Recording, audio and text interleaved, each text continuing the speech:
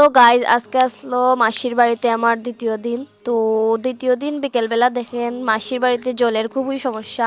তো বিকেলবেলায় আমি আর আমার মশাতো বোন আর আমার একটা ভাই মশাতো ভাই আমরা তিনজন মিলে যাইতাছি গা জল আনতে। হে তো জল আনতো না, বাট হে আমরার সাথে আমরা ডিস্টার্ব করণে লেগে যাইতাছে আর কি। তো দেখেন দুইটা কলসি নিয়া যাইতাছে। আমি তো মনে মনে ভাবতাছি যে কলসি দিয়ে জল আনতে পারতাম না, আমি তো কলসি দিয়ে জল আনছি না কোনোদিনও। তবুও যাইতাছি মনে একটা সাহস বল নিয়া। তো তারপরে দেখেন তারপরে জল টল আইনা রেডি হইয়া বাইরে হয়ে গেছি মেলাতে যাওয়ার লেগা। মেলাতে আইয়াও পড়ছি।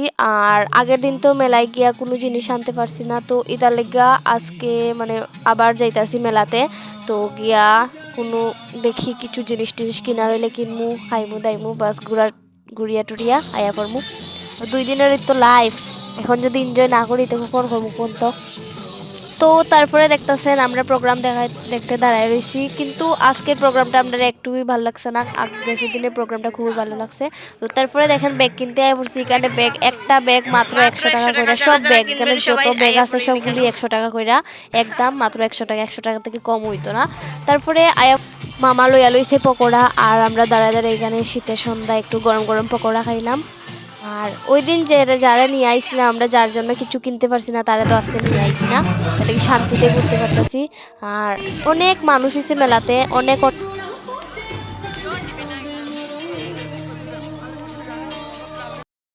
তারপরে দিয়া আইসি আমরা চাট খাইতে।